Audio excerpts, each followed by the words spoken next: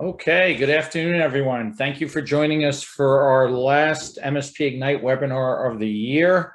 Pretty excited. We've had another successful year of bringing our resource network of consultants, along with many of our sponsors, to you via this vehicle. It's been an exciting year. Our YouTube channel is full of videos for you to go back and look at and reference, and we'll go ahead and get going in a minute.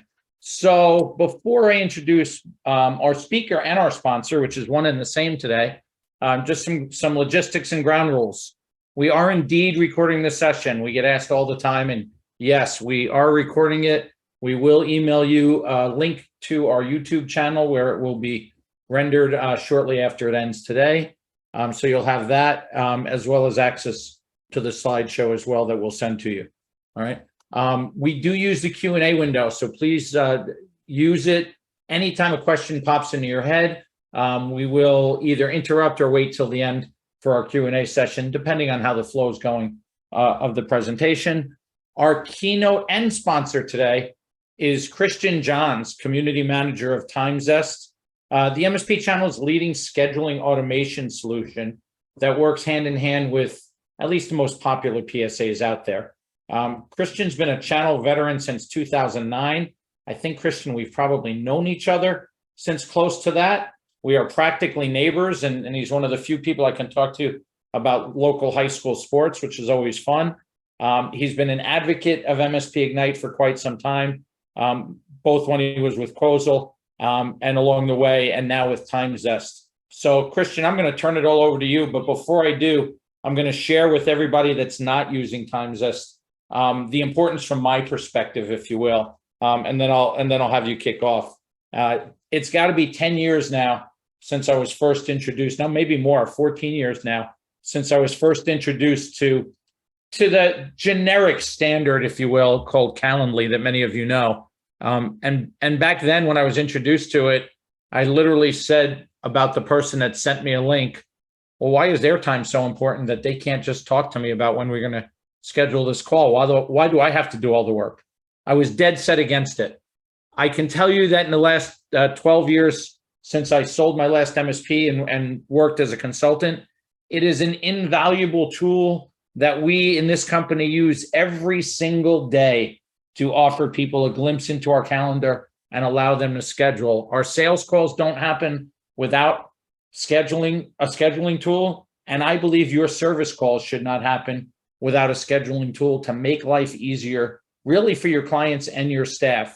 So with that, Christian, I'm going to turn it over to you to get going, and I will keep track of the questions and may interrupt you now and again, if that's okay. Please do, Steve. Absolutely. Definitely thank you for the intro. Thanks for the opportunity to come into the MSP-Ignite community once more and tell you a little bit about TimeZest and what we're doing with regards to scheduling and workflow automation. I like, your history with, let's say, the market leader per se. I remember many, many moons ago myself being introduced into,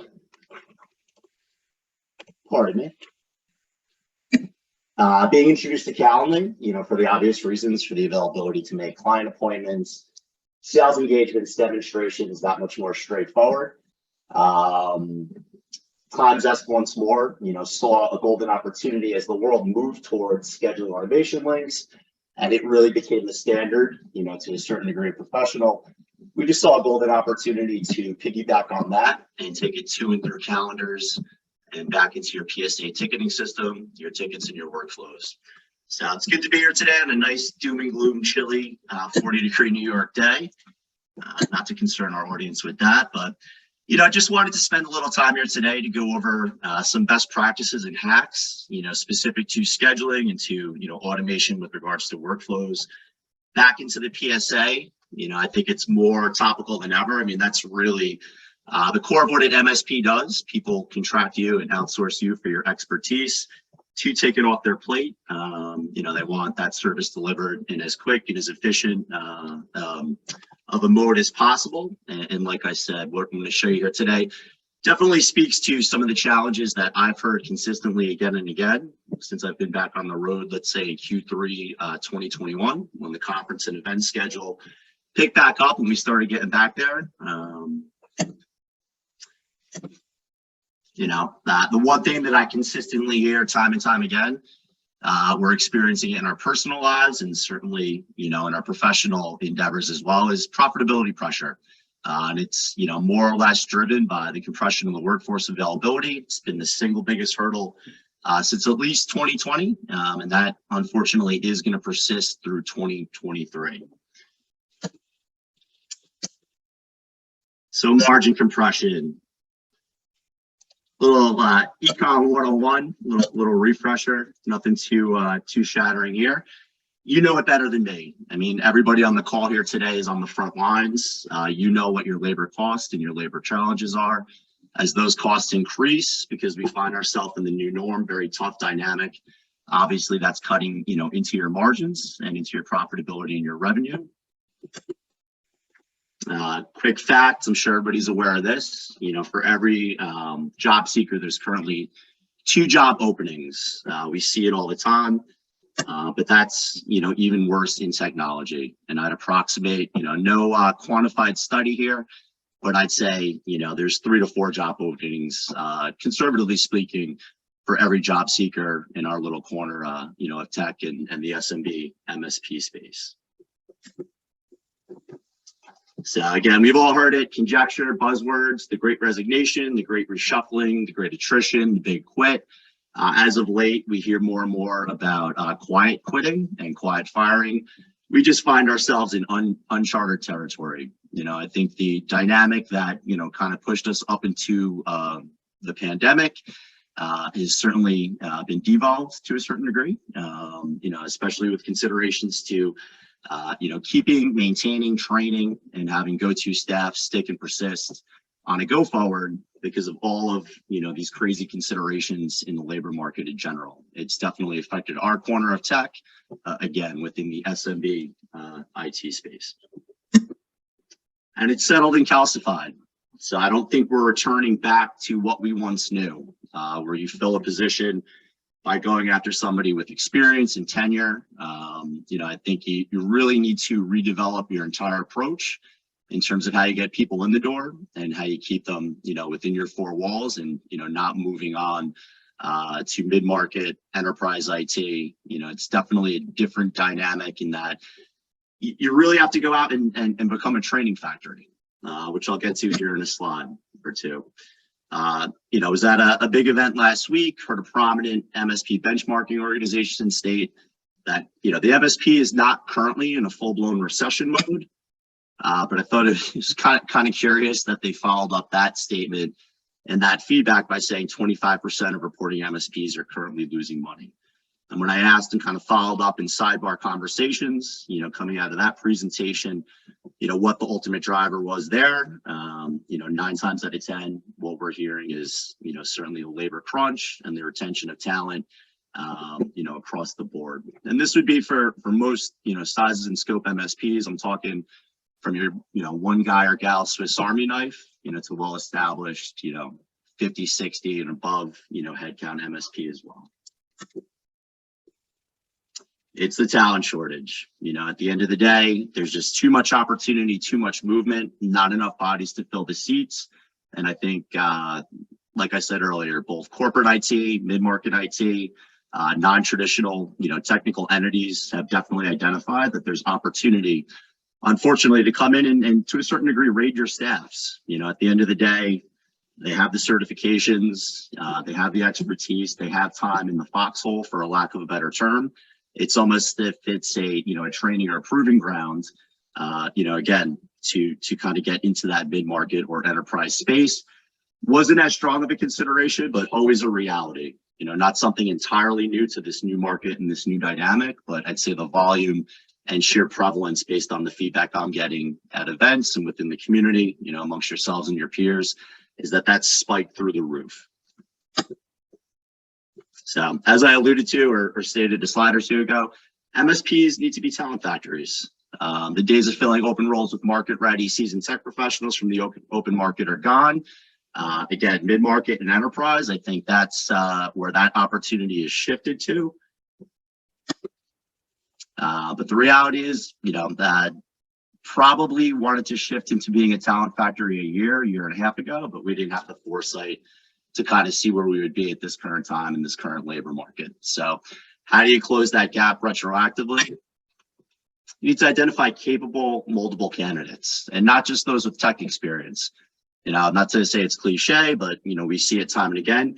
You really need to take that piece of clay. It's got to be a solid, sturdy, tangible piece of clay, and really mold it to the role and what you need.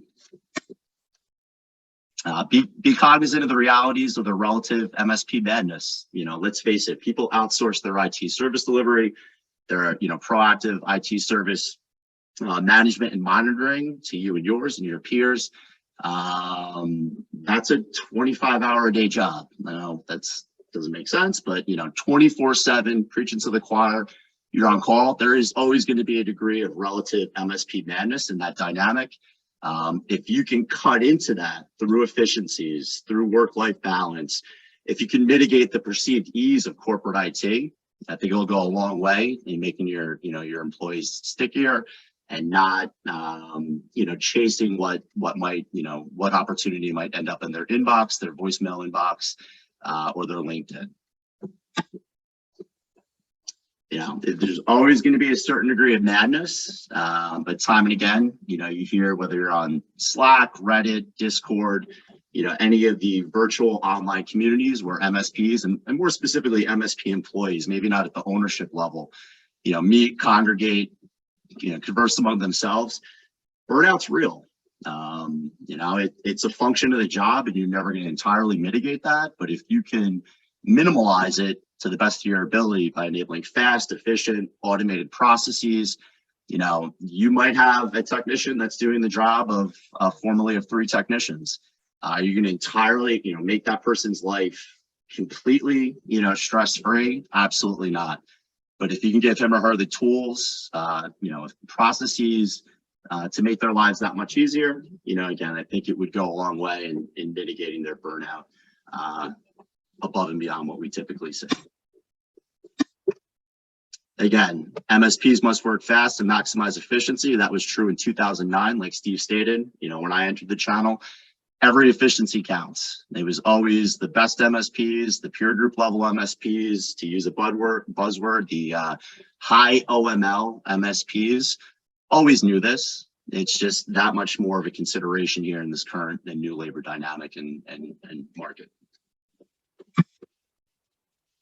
All right, so here's the part where I convey to you where our solution will make the scheduling process from a workflow automation perspective that much more straightforward. I like to call scheduling the redheaded stepchild of an MSP. I entered this space in 2009.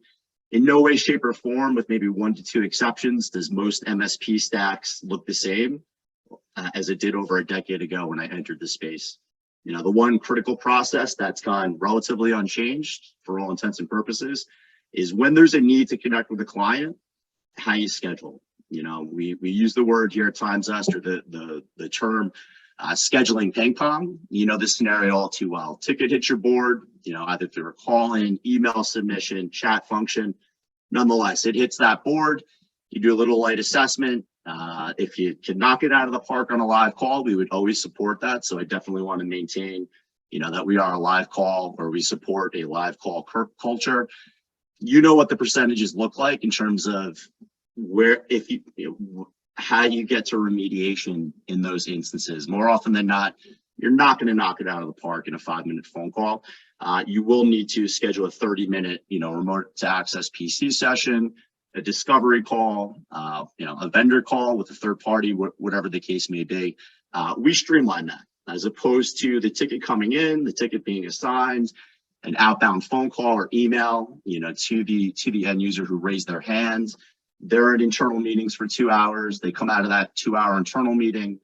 They call the tech back. That tech is on an on-site call.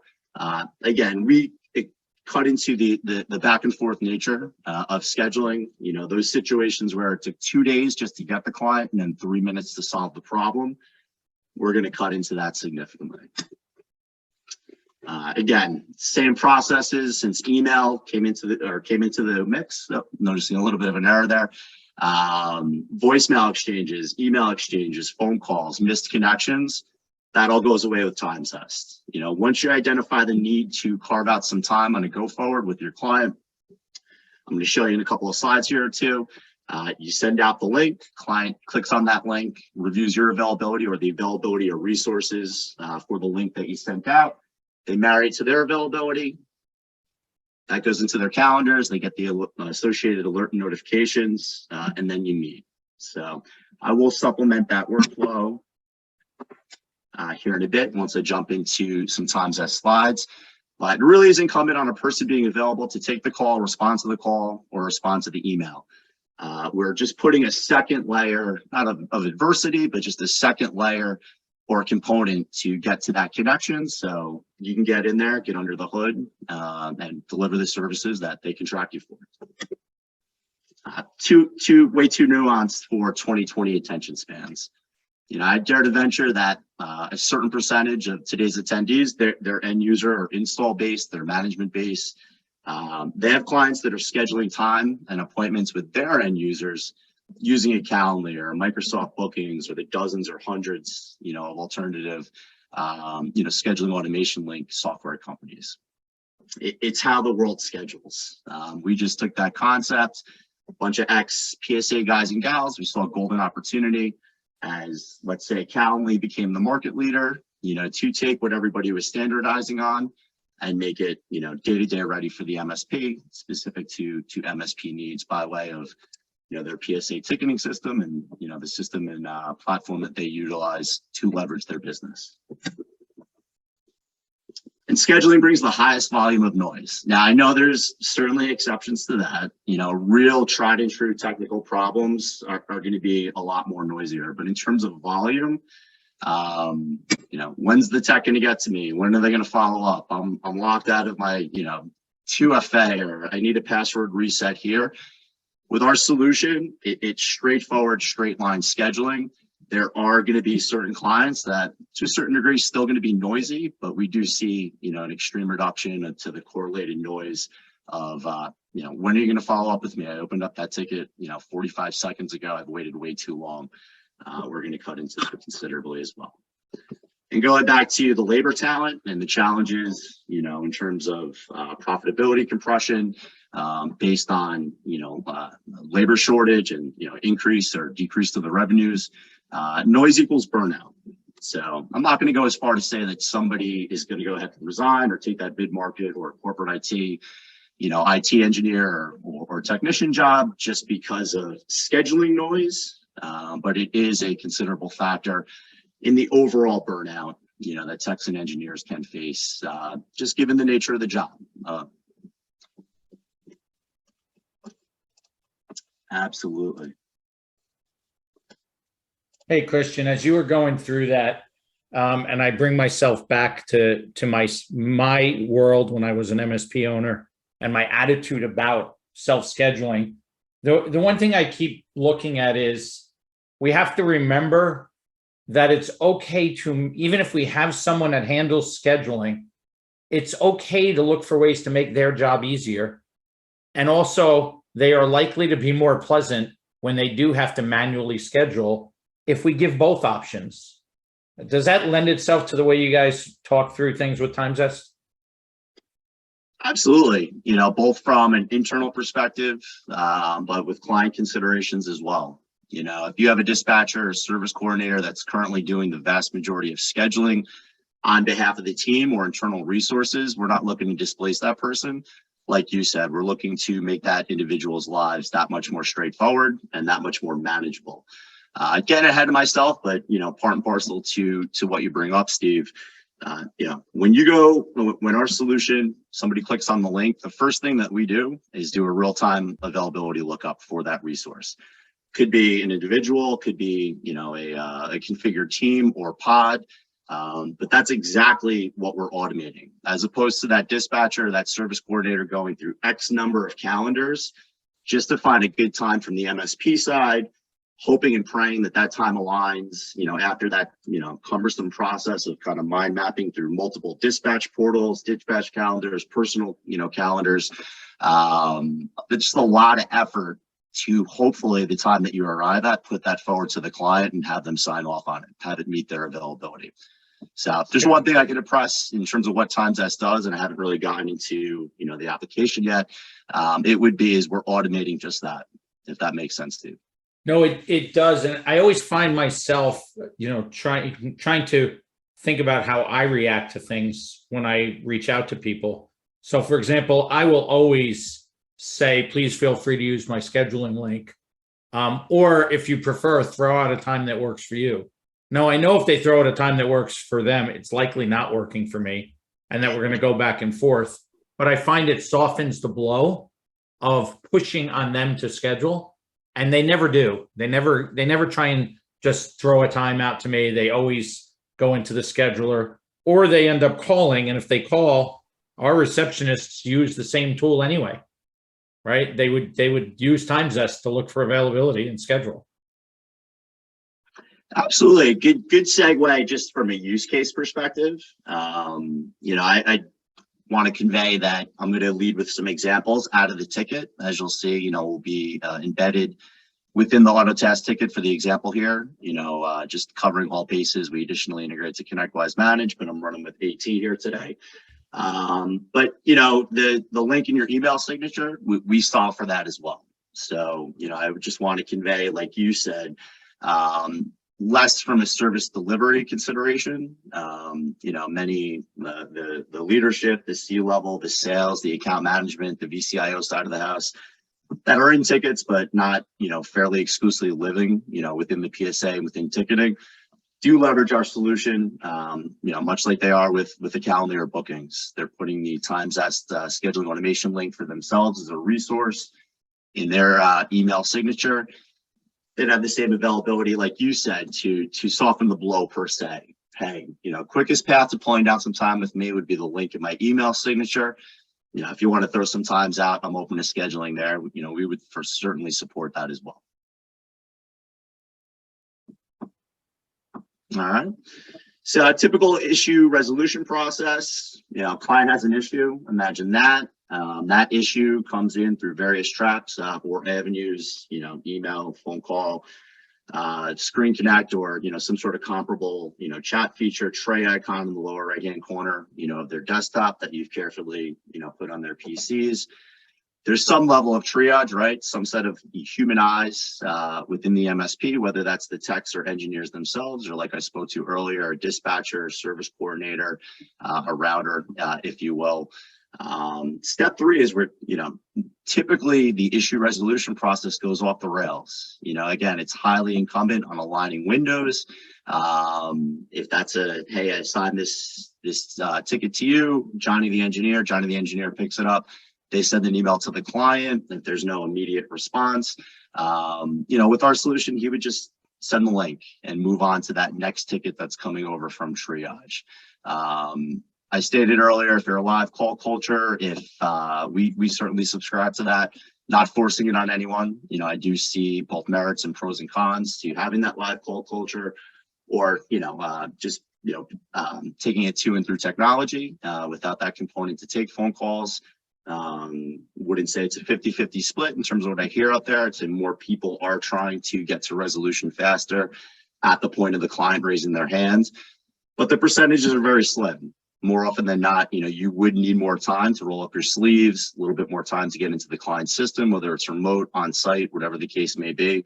And when you hit that juncture, as opposed to appropriating or, looking forward to 2 to 3 days of email or phone call exchanges, it really is simple as just sending over the link. Dominion's with the client at that point. They do own the process.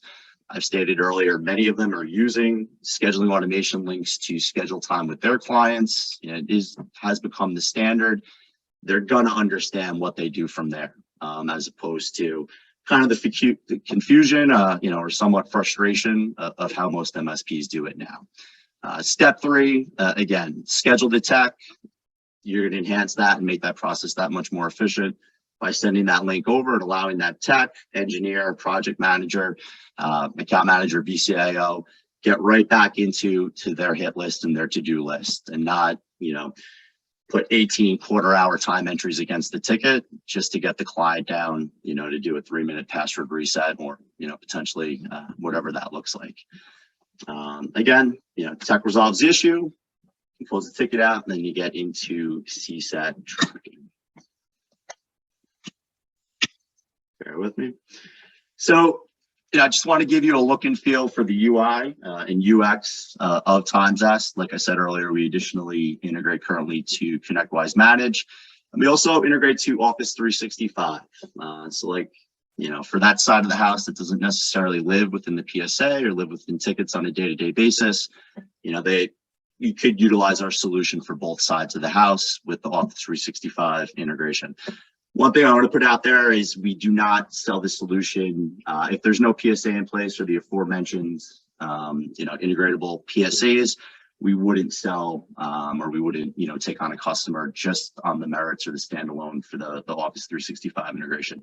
You got to have a ticketing system in place to be a TimesZest partner, and that is we're not looking to take on Calendly. We really are, tried and true and laser focused on the space we know, the space we come from.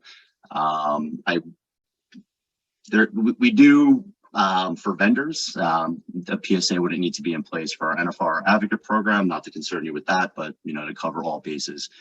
But again, PSA would need to be in place. We are in ticket, so just moving my mouse over the AT Insights pod in the lower right-hand corner. This would be a very basic, ticket, high volume, just kind of coming to and through at a very high frequency and ICANN print. I'm sure nobody on the call here today, has clients who give you 3-word summaries when they report issues. I'm sure they all give you a lengthy Dickens novel, but again, just a quick example, ICANN print. Got a status of new, priority of low. If I were a tech or if I were a dispatcher, it'd be the same process, one and the same. What resource am I seeking to schedule, and what appointment type or am I seeking to schedule to? So resources could be your individual resources. Just to give you some insight there, when you potentially set up the API member connection, to our system, we do pull over all of your AutoTask or ConnectWise Manage members. Not everybody needs to be lit up for TimesZest. So just general rule of thumb from a licensing perspective, anybody being scheduled through the application would need a license for TimesZest. Anybody who's doing scheduling, if their time isn't in the mix and won't be pulled down by way of TimesZest, a dispatcher, a service coordinator, if they're simply playing air traffic controller and they're not being scheduled through TimesZest, they would be a power user of our solution. Everybody in the organization is going to have access to it because, again, it's embedded within AutoTask by way of AT Insights. But whenever you have a need to schedule, it really is what resource or pooled or teamed resources are we seeking to schedule, and what appointment type are we going to marry it to. Our system does come with quite a few pre-baked appointment types. Invariably, everybody on this call would need to go under the hood and tweak those settings. A remote access to PC session of a 30-minute duration, going to be fairly universal or elastic to most MSPs. There's a need and that's a thing. I dare to venture to say, relevant to most MSPs. But you would need to go under the hood to dial in things like minimal scheduling notification. So, do we need 4 hours? Do we need 30 minutes? And that's going to vary from appointment type to appointment type. You're going to build some, net new from the ground floor up, or you're going to run with some of the pre-baked ones and hit the settings under the hood. Buffer before, buffer after, allow clients to schedule on an auto close ticket. I mean, there's a whole host of administrative and setting options there. Certainly not going to do you the disservice to going through all of them, but it is highly customizable and it is subjective to each MSP that we work with from a settings perspective. On-site appointments, most MSPs know what their geographic footprint is. And, if you can get to 2 on-site appointments in the Northeast, sector of that footprint, for lack of a better term, can you go from, the Northeast part of where you service to the Southeast? You're going to build out appointment types that, bake in that travel knowledge. Your business, how much runway you need to be scheduled, whether it's on-site, a remote appointment type, whatever the case may be. And it's highly user-defined to the MSP. But in this instance, like I touched on earlier, when I click on Ask Client to Schedule, Time desk is going to go right through to my calendar within Autotask, go right through to my calendar within Office 365, and then pull down my availability, to meet and make this remote access to PC session. Once that's done, the client will receive a correspondence email, much like you see here. This is basically going to rehash, the moving parts or the blocking and tackling, reference the ticket number, tell the client which resource at their MSP they're requesting a scheduling or time with.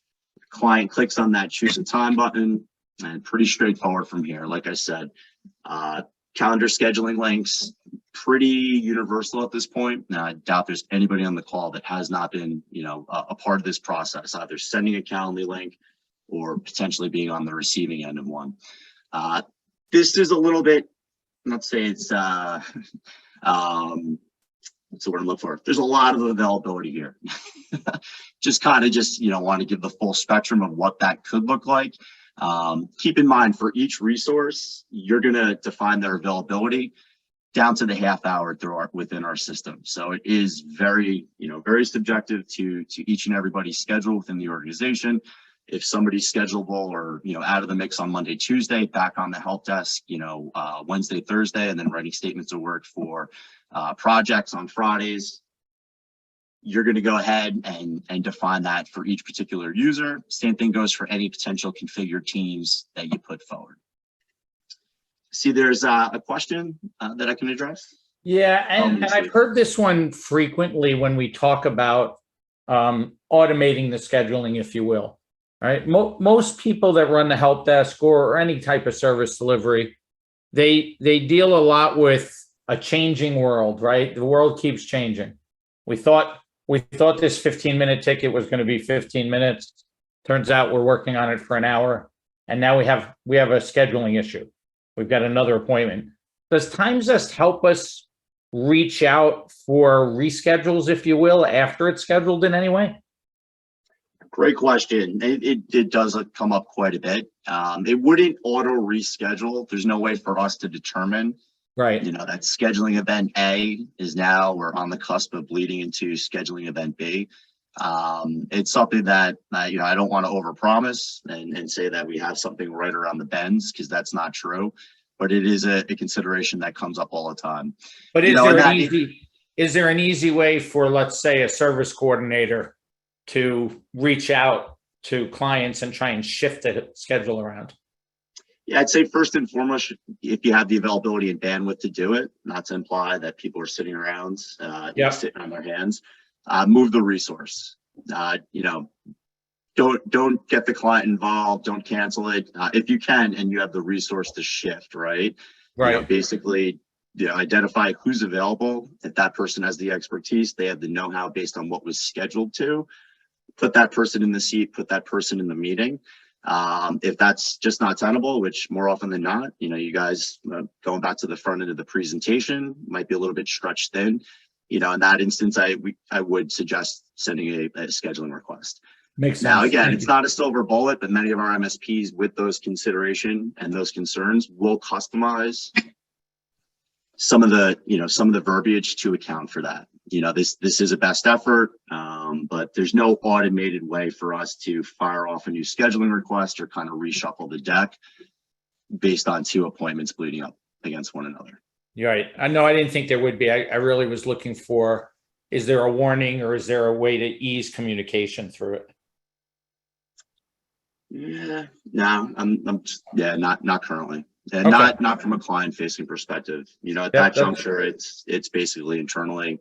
Like I said, try and get somebody, certainly get the service coordinator or the dispatcher in the mix. If you have that seat filled, have that individual, try and identify and pull a resource to make that appointment, or, send a new scheduling link, which I totally understand. Some ramifications there.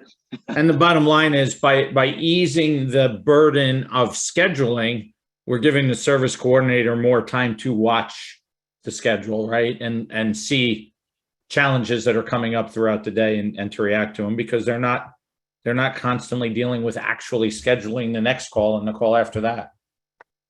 Correct. And one thing kind of, feeds into this, and it's another, deliverable or functionality feature, is you can fold our scheduling automation links and tether them to status updates. So if you have workflows that, kick in and engage based on, a status on a ticket being flipped, you can fold, highly customizable time-zest automation links into those automated workflows. Could be from the client's end, they email help at or support at, that automatically creates a ticket based on that email extension getting the email. That creates the ticket. It includes and folds in some, let's say humanized MSA response time or agreement verbiage. Dispatcher, and what you just said, Steve, that individual at any given time is going to hit that board, and they literally can just go right down the pike, flip status, and get scheduling, in process. If that makes sense. Fantastic. Excellent. Thanks. Cool. All right. So client's going to review the availability presented. Like I said, just want to show the full picture here. I would never imply that any MSP or in tech or engineer has that much availability. That's pretty much the full gauntlet. Nonetheless, client's going to select that date and time that works for them, and then go ahead and confirm it. We do take in best contact number. You'd opt into that. You could skip over it, suggest it, or hard mandate it. But taking in the contact number, just another feather in your cap to ensure, the meeting goes off without a hitch. From there, the client will receive a confirmation email. Again, it's going to rehash all the moving parts, the blocking and tackling of this, round trip scheduling automation. We're going to make it beyond quick, simple, and easy for them to go ahead and embed this now confirmed meeting in their calendar.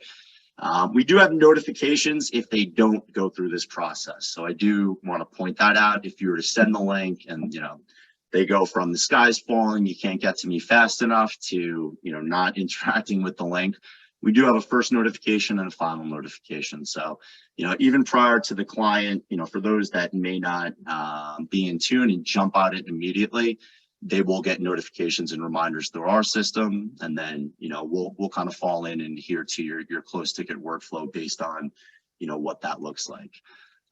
Nonetheless, clients from here, once they accept the date and time they selected, they've confirmed it, they've embedded it, into his or her calendar. From here, they could, very quickly reschedule or cancel down the pike if need to.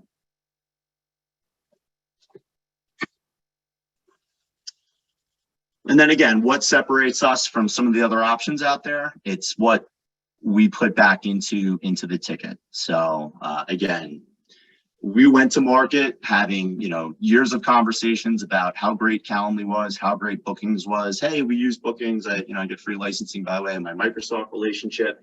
The world moved in that direction. We just saw a great opportunity to take that concept, but delineate above and beyond the core, blocking and tackling, consistent with what I just broke down, and take that information back into the ticket. So we are going to flip status. It does say times as scheduled. That's just telling our story, but we'll work with all of your pre-existing statuses. So don't be too mindful that you have to switch it to what you see here. Could just say scheduled or whatever that nomenclature or verbiage is currently. We will work with any and all of your service boards, and that includes project and project ticketing boards as well. We are going to drop this in the dispatch portal.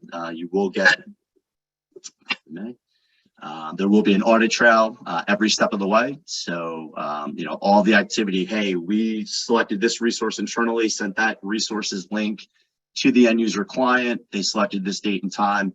If they reschedule, if they cancel, if you need to reschedule or cancel, going back to the scenario you put forward to me, Steve, that's all going to be captured automatically through the ticket. And then much like you would do currently, there would be a service call and to do automatically generated as well. Above and beyond what you see here, just want to revisit what I shared a moment or two ago. We will work with your automated workflows as well. So it's a little bit hard to show that, by way of some screenshots or screen grabs, but as clear as day, you have the availability. Could be for an individual resource, could be for a configured pod or team, your help desk team, tier 1, tier 2, tier 3. Could be your moves, adds, and changes teams. It's entirely up to you. You'll build those teams out. But once you do, you generate a URL. Doesn't have to be generated out of the ticket. You get it from our portal. You copy and paste that, and you'd include it in those email workflows as well. So there's some automation on that front as well. And I have 444. That's pretty much what I had for you here today. Tying it back to what I said up front, it's just the little things. Now, I totally understand, most people on today's call have, a handful of bolt-on applications to make the mothership that much more straightforward and efficient. I've made a career out of selling great solutions on the periphery that more often than not tie into an Autotask or a ConnectWise Managed per se. I totally get that. But as you're short-staffed, as the talent gap, persists, like I said earlier, it's calcified. I don't think it's going anywhere. Little efficiency gains, little efficiency hacks that make your clients stickier because it provides them, a better experience in interacting with your organization, but both internally, little improvement processes, decrease that burnout, decrease that noise, and I think, or no, will go a long way in your quest to retain talent and take on new talent. Christian, excellent job. I have one question that for some reason came to me privately in Teams, but if anyone else has a question, please post it in the Q&A now. It's interesting, Christian, because I think this comment, which is more comment than question, comes up in a lot of different walks of life in what we do working with MSPs. But the comment is, well, this is all great, but it's going to force me to have more structure to how we schedule things than we're used to having. Do you hear things along those lines a bit? I do. If I present, hey, we all meet at Wednesdays on 4, why don't you come in and give a demonstration at 5, where it's, the greater extended team. At face value, this is draconian. Yes. Not only, consistent with, and I'll concede that because I was there and I had that same range of emotions when my sales manager way back when said, we're going to give people the availability to schedule you one-way blind. I'm like, that's crazy talk. Like, we can't have that. It's a leap of faith, but obviously, if you move in that direction, it's going to short things up considerably. I can't tell you now and again, maybe the one dissenter in those larger team calls typically becomes our champion, right? Those are the people that they don't want process. They've been in the seat for X number of years. They're comfortable, maybe not adapting to the periphery market conditions and what the ownership and the C-suite's concerned with. But yeah, I still talk to MSPs, not to imply, anybody on this call has that issue. I think, you're just being here and being a member of MSP-Ignite, you've got that in your rearview mirror. But, MSPs are still having trouble with their techs, inputting notes and time against tickets. So it is obviously, it's a big step, but the gains are tremendous. I think it's interesting. Many of us will buck process and systems that need to be put in place, right? Because we feel like it's forcing our hands. Yet, especially in a business like an MSP, let's face it, there are times when the proverbial poop hits the fan. And I believe that process and systems, just like what you enforced by having a self-scheduler, that's the safety net that we fall to when the crap does hit the fan, right? If we have an all hands alert on something, all hands on deck on something, sure, schedule goes out the window for a period of time. But then little by little, that's what we fall back to. Oh yeah, we had these calls scheduled. We got to reschedule them now, right? We reached out to the client, let them know that we had an emergency, major emergency. But now we have the calendar to go back to, and we just shift gears a little, move it back. And that process is the safety net that actually lets us breathe and be comfortable in what we're doing every day. Get back into that groove. Absolutely. Yep. You raise a great point. I'm sure it's an afterthought, but yeah, for anything major, you're not going to send a time to scheduling link. So I know that isn't exactly the point you were driving home, but you just got my thought process jogging. If the firewall went sideways and packets are dropping, it's not going to be, hey, let's schedule some time. And all of that is going to stay in place. But like you said, once you get back to that relative calm, and we all know there's always a certain degree of MSP madness. It's a nature of the job, or it's a function of the job. Going back to those processes when the fires are calm, like you said, allows you to get back to that moment of exhale and back to the relative norm. Yep. This is, I'll give you a little endorsement for everyone else on this call. I'm assuming most on this call are not currently using a scheduling tool, or they probably wouldn't be on here. Or if they are, they're using one they're unhappy about. I can't say this about very many tools that we know of in the market. I can say it about TimeZest. I've never heard of any MSP signing up, spending the time to learn how to use it, using it, and then changing their mind and pulling it out. Never. I haven't heard one do that. So that's a testament to what TimeZest does and how well it works out there, and how much it really does help. Yeah, I definitely appreciate that. MSPs love our simplicity, especially, I was on the road 12, 13, 14 weeks this year. We are, and rightfully so, inundated, in the throes of cybersecurity, right? And you have these MSPs just going from cybersecurity vendor to cybersecurity vendor to cybersecurity vendor. And then they show up at TimeZest and they relax. I could tell that they've been drinking from a fire hose through their lap, through the solutions pavilion. I just go there because, consistent with your thoughtful feedback, Steve, people like it because it's simple. To not give you my resume, but I will. Quasal, ConnectWise, Datto, MSP CFO, Auto Elevate, and now TimeZest. By far, it is the least complex technical solution I've ever positioned, I've ever had the honor of selling.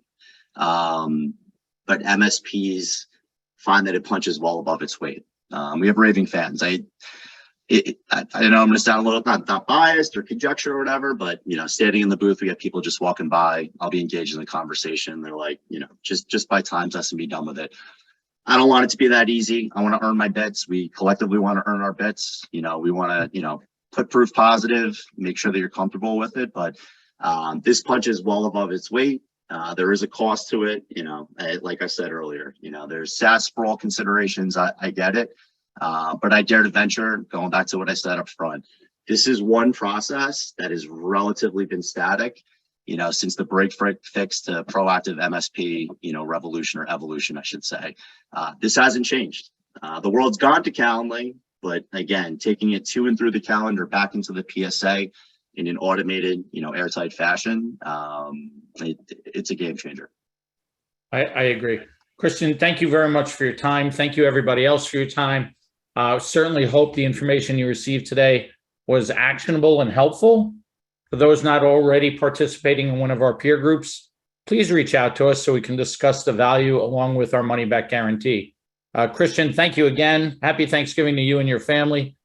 Stay off the roads and out of the traffic. And I will see you guys all again after the first of the year. Excellent. Likewise, Steve. Thank you so much. Thanks once more, everyone. Take care, everyone.